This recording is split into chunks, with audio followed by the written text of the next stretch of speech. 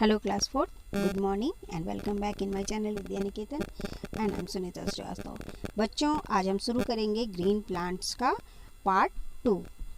तो green plants के part 1 में हमने काफ़ी कुछ लीव्स के बारे में, पत्तों के बारे में पढ़ा था और पत्तों की पहचान भी हमने की थी। पत्तों का रंग हरा क्यों होता है ये भी हमने जाना था, क्योंकि इसके अंदर एक ग्रीन कलर का सब्सटेंस प्रेजेंट होता है जिसे हम क्लोरोफिल कहते हैं और उसी की वजह से इन पत्तों का रंग हरा होता है।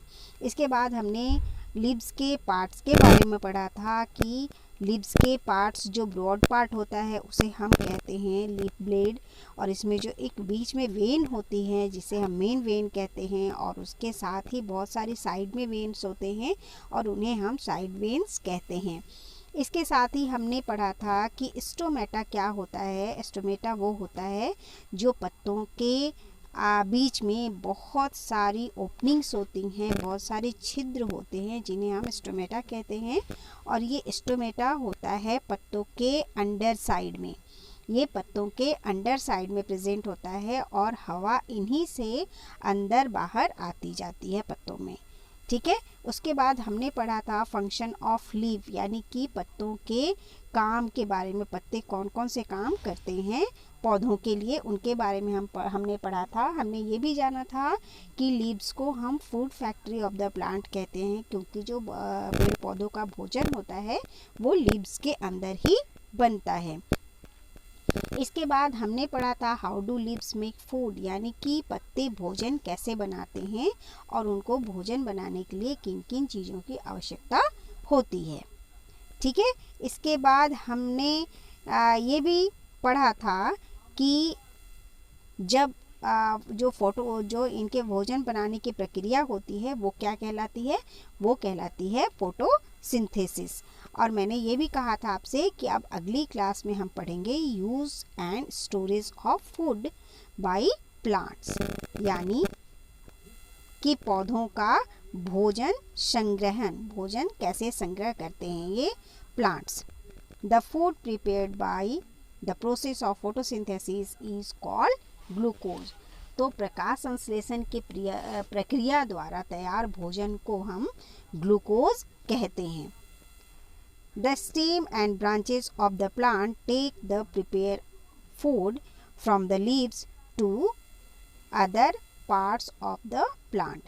The plant uses some of this food for its daily activities and stores the extra food as starch in its different parts. यानी कि जो पौधे होते हैं, पेड़ पौधे, ये क्या करते हैं, जो पौधों का जो तना होता है और जो इसकी शाखाएं होती हैं, तो वो क्या करती हैं, पत्तियों द्वारा जो भोजन बनाया जाता है उन पत्तियों के द्वारा बनाए गए भोजन को पत्तियों से लेकर पौधों के अन्य भागों तक पहुंचाते हैं। पौधे इस भोजन में से कुछ तो अपनी दैनिक गतिविधियों के लिए उपयोग करते हैं और अतिरिक्त जो भोजन होते हैं उन्हें वो अपने विभिन्न भागों में स्टार्च के रूप में इकट्ठा कर लेते हैं, संग्रहित कर लेते हैं। चलिए हम यहाँ पे एक एक्टिविटी करेंगे और हम देखेंगे कि किस तरह से जो खाने की जो चीज़ें होती हैं उनमें स्टार्च का प्रेजेंस कैसे दिखाई देता है या हम कैसे उसको जान सकते हैं। तो हम क्या करेंगे, यहाँ पे स्टार्च, प्रेजेंस ऑफ स्टार्च हम यहाँ पे देखेंगे। तो एम है हमारा to test for starch. Things हमें क्या क्या चाहिए, हमें चाहिए एक आलू, एक पोटैटो चाहिए। ड्रॉपर आप समझते होंगे, ड्रॉपर जो छोटे बच्चे जिनसे दवाइयाँ पीते हैं उनको ड्रॉपर कहते हैं, तो इस तरह का ये एक ड्रॉपर चाहिए हमें। फिर हमें चाहिए आयोडीन सॉल्यूशन, यानी आयोडीन का घोल चाहिए। हमें क्या करना है, सबसे पहले स्लाइस ए पोटैटो इनटू 2, एक आलू के 2 टुकड़े हमें करने हैं। Put a few drop of iodine solution on to the cut side, इनके कट साइड पर few drop of iodine solution की कुछ बूंदें इन पे डालनी हैं। तो ऑब्जर्वेशन हम जब देखेंगे तो क्या देखते हैं, हम क्या देख पाएंगे, आयोडीन की बूंदें डालने के बाद आलू के कटे हुए हिस्सों पर the iodine solution turns the colour of potato bluish black, यानी आयोडीन क्या कर देता है, आलू के रंग को बदल देता है और आलू का रंग अब कैसा दिखाई देने लगता है? पोटैटो लुकिंग ब्लूइश ब्लैक, यानी कि गहरे नीले और काले रंग का दिखाई देने लगता है। कंक्लूजन, कंक्लूजन का मतलब होता है निष्कर्ष। तो क्या निष्कर्ष निकलता है? This show that potato has a lot of starch stored in it.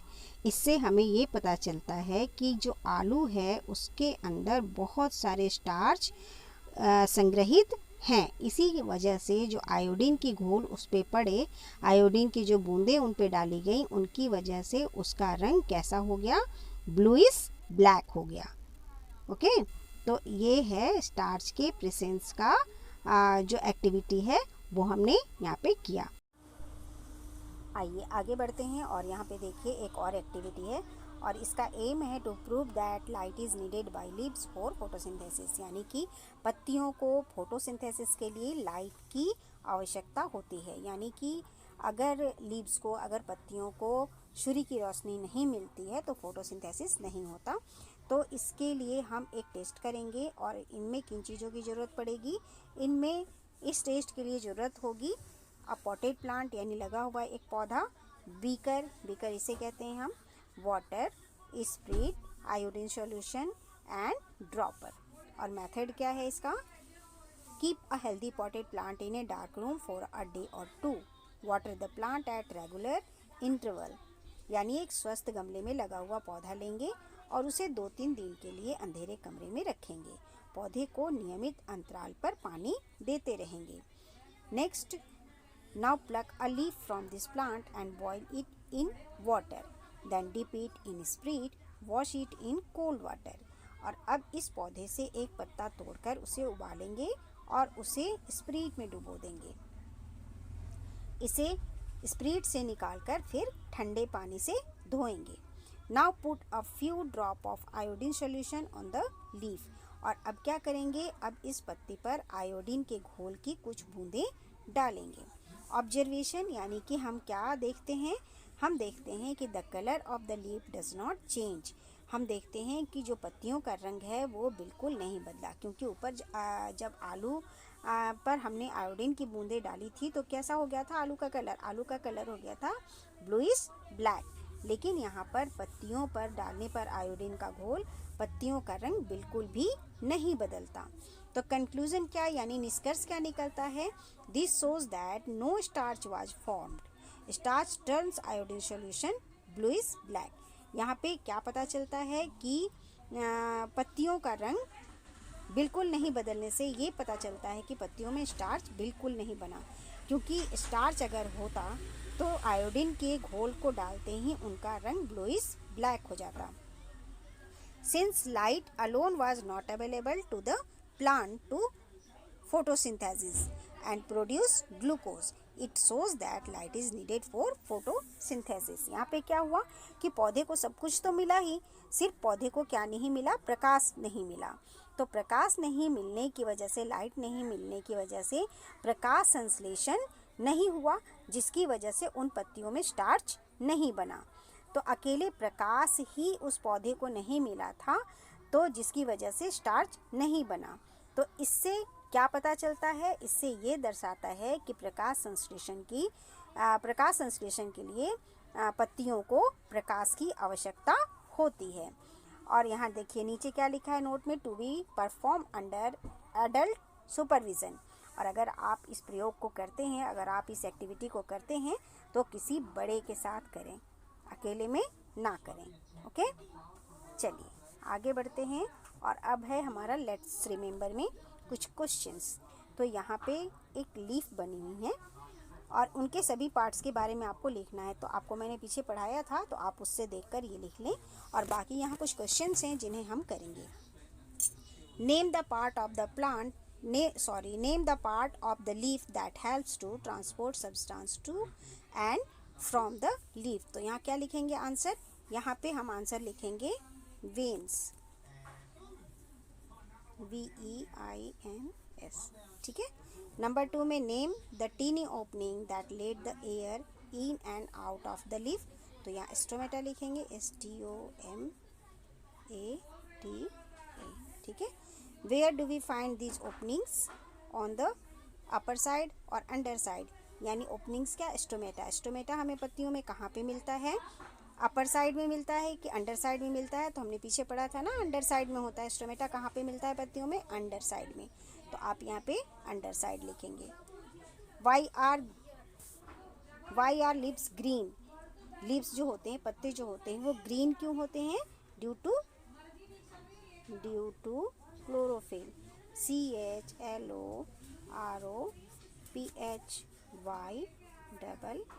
Chlorophyll. Okay. अगला क्वेश्चन है, what do green leaves need to prepare food for the plant? यानी कि ग्रीन लीव्स को फूड बनाने के लिए किन किन चीज़ों की आवश्यकता होती है? तो सबसे पहले तो क्या चाहिए इनको? Light, LIGHT, light. इसके बाद वाटर और फिर कार्बन डाइऑक्साइड। तो हम CARBON, carbon, DOXIDE, oxide. Okay, तो ये हो गया हमारा ये क्वेश्चन पूरा। तो मैं आपको स्पेलिंग इसलिए भी बोलती गई हूँ क्योंकि यहाँ पे मेरे पास स्पेस कम था, तो मैं सब कुछ साफ साफ नहीं लिख पाई, इसलिए मैंने स्पेलिंग भी बोला है। तो आप स्पेलिंग सुन के इसे know your scientist. Janaki Ammal was an Indian women botanist. Botanist person who studies plant, यानी बॉटनिस्ट कौन होते हैं? जो प्लांट्स के बारे में स्टडी करते हैं, जो प्लांट्स के बारे में अध्ययन करते हैं। Who study different type of sugar canes and brinjals. Her research is responsible for significantly increasing the sweetness of Indian sugar canes. She also studied various medicinal and valuable plants found in rainforest of Kerala. तो यहाँ जो वैज्ञानिक है वो हैं जानकी अम्मल, इनका नाम है, और ये एक बॉटनिस्ट हैं। बॉटनिस्ट कौन होते हैं? अभी आपको बताया मैंने कि जो पेड़ पौधों के बारे में अध्ययन करते हैं उन्हें हम बॉटनिस्ट कहते हैं, यानी वनस्पति शास्त्री हिंदी में कहते हैं। इन्होंने क्या किया था? इन्होंने विभिन्न प्रकार के गन्ने और बैंगन के बारे में अध्ययन किया था, और इनका जो रिसर्च था वो गन्ने के मिठास को उल्लेखनीय रूप से बढ़ाने में जिम्मेदार है। इन्होंने गन्ने के मिठास को बढ़ाने के लिए बहुत काम किया था। इन्होंने केरल के जो रेन फॉरेस्ट हैं वहाँ पे पाए जाने वाले बहुत से तरह के मेडिसिनल और वैल्यूएबल, मेडिसिनल यानी कि औषधीय और मूल्यवान पौधों का भी इन्होंने अध्ययन किया था। ओके, चलिए आगे बढ़ते हैं, और अब हम देखेंगे interdependence of plants and animal. Interdependence मैंने आपको बताया था कि क्या होता है? अन्योन्याश्रयता, यानी जो पेड़ पौधे हैं और जो एनिमल्स हैं उनके बीच का जो संबंध है वो अन्योन्याश्रय का संबंध होता है, यानी एक के बिना दूसरे का अस्तित्व नहीं के बराबर होता है। ठीक है, तो इस तरह के जो संबंध हैं उनको हम कहते हैं अन्योन्याश्रय संबंध। Plant and animal are dependent on each other in many ways. पेड़ पौधे और जानवर एक दूसरे पर कई बातों के लिए, कई चीज़ों के लिए एक दूसरे पर निर्भर करते हैं, बहुत सी बातों के लिए निर्भर करते हैं। Green plants are main producers. हरे पौधे जो होते हैं वो भोजन के मुख्य उत्पादक होते हैं। Animal depend on these plants for their food. और जो जानवर होते हैं वो अपनी भोजन के लिए इन्हीं प्लांट्स पर निर्भर करते हैं। Thus a chain exists in nature for obtaining food. इसलिए भोजन पाने के लिए एक तरह का चेन यहाँ पर एग्जिस्ट हो जाता है, एक तरह का चेन बन जाता है। ठीक है, भोजन प्राप्त करने के लिए प्रकृति में एक श्रृंखला बन जाती है। A chain that shows a series of organisms where each member depend on the lower member in the series for food is called a food chain. तो एक श्रृंखला जो कि जीवों की ऐसी श्रृंखला दिखाती है जहाँ की प्रत्येक सदस्य भोजन के लिए अपनी श्रृंखला में निचले सदस्य पर निर्भर करता है, उसे हम खाद्य श्रृंखला कहते हैं। जैसे कि यहाँ पे आप देख सकते होंगे, यहाँ पे देखिए ग्रीन प्लांट्स हैं, उन्हें जो छोटे छोटे जो कीड़े मकोड़े हैं उन्हें खाते हैं। और फिर उन्हें कौन खा लेता है? मेंढक खा लेता है, और फिर उस मेंढक को कौन खाता है? सांप खाता है। तो इस तरह से ये सभी एक दूसरे एक छोटी जीव से शुरू होती है और बड़े सदस्य तक भोजन का जो आहार की जो श्रृंखला चलती है उसे ही हम कहते हैं फूड चेन। चलिए आगे बढ़ते हैं, और अब यहाँ पे देखिए, plant utilize carbon dioxide that animal give out. Plants को कार्बन डाइऑक्साइड की आवश्यकता होती है जो कि जानवर छोड़ते हैं। जब हम सांस छोड़ते हैं तो क्या छोड़ते हैं, या एनिमल जो सांस छोड़ते हैं तो उनमें क्या होता है? उनमें कार्बन डाइऑक्साइड होता है जो कि पेड़ पौधे लेते हैं। And animals and human breathe in oxygen released by plant. और जो पेड़ पौधे ऑक्सीजन छोड़ते हैं उन्हें एनिमल्स लेते हैं सांस लेने के लिए। इसके बाद देखिए, animal obtain food from plants. और एनिमल्स जो होते हैं वो उनको फूड कहाँ से मिलता है? उन्हें प्लांट से फूड मिलता है। ठीक है, तो इस तरह से ये जो प्लांट्स हैं और जो एनिमल्स हैं वो एक दूसरे पर निर्भर करते हैं। अगर प्लांट्स नहीं होंगे तो पेड़ पौधे नहीं होंगे, तो जो जानवर हैं, जो जीव है वो क्या खाएंगे? और इसी तरह से अगर हम नहीं होंगे तो हम कार्बन डाइऑक्साइड छोड़ते हैं जिसे पेड़ पौधे फोटोसिंथेसिस के समय इस्तेमाल करते हैं और उससे अपना भोजन बनाते हैं। तो अगर हम नहीं होंगे तो कार्बन डाइऑक्साइड पेड़ पौधों को कैसे मिलेगा? तो अगर पेड़ पौधे नहीं होंगे तो हमें ऑक्सीजन कैसे मिलेगा? तो इस तरह से हम एनिमल्स यानी जितने भी जीव हैं और जो प्लांट्स होते हैं उनमें अन्योन्याश्रय का संबंध है, यानी एक के बिना दूजा नहीं रह सकता। आगे बढ़िए। The interdependence of plant and animals in a food chain helps to maintaining a balance between the number of plant and animal. Thus, if there is a sudden increase or decrease in a number of either plant or animal, the balance in nature will be disturbed. तो खाद्य श्रृंखला में, food chain में जो पौधे और जानवरों की यह अन्योन्यास रहता है, जो इंटरडिपेंडेंस है, वो पौधों और जानवरों की संख्या के बीच जो बैलेंस है उसको बनाए रखने में मदद करती है। और इस प्रकार यदि पौधों व जानवरों की संख्या में अचानक से वृद्धि या कमी होती है, यानी कि कम हो जाते हैं या अधिक हो जाते हैं, तो क्या होता है? प्राकृतिक असंतुलन पैदा हो जाता है या प्रकृति में संतुलन डिस्टर्ब हो जा सकता है। नेक्स्ट है, beside plant also give out oxygen which is needed by animal to breathe. Animal in return give out carbon dioxide which is needed by the plants for photosynthesis. इसके अलावा पौधे ऑक्सीजन भी छोड़ते हैं जिसे जानवर सांस लेते हैं, और पशु बदले में क्या करते हैं? कार्बन डाइऑक्साइड छोड़ते हैं, जिससे पौधों को प्रकाश संश्लेषण की आवश्यकता होती है, और उस समय पेड़ पौधे प्रकाश संश्लेषण के लिए कार्बन डाइऑक्साइड लेते हैं। तो इस तरह से हमें ऑक्सीजन चाहिए तो हमें पेड़ पौधे देते हैं, और पेड़ पौधों को कार्बन डाइऑक्साइड चाहिए तो वो हम छोड़ते हैं। तो इस तरह से जो एनिमल्स हैं और जो प्लांट्स हैं वो एक दूसरे पर निर्भर करते हैं।